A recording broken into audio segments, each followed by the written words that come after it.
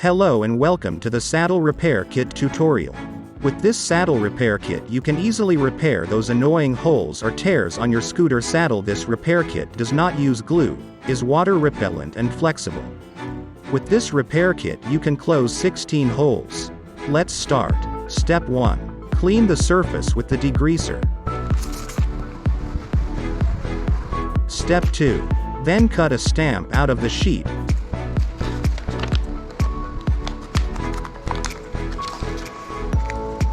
Step 3. Heat the spot with the hole with a hot air gun. Heat the sticky side of the seal.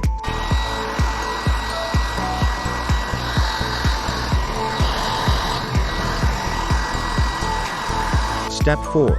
Place the seal on the spot with the hole and heat it with the hot air gun. Step 5. Press it well with the blue card.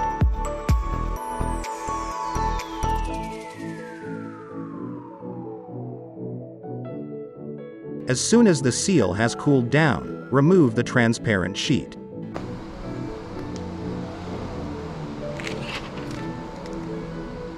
If necessary, reheat the seal and press it with a cloth.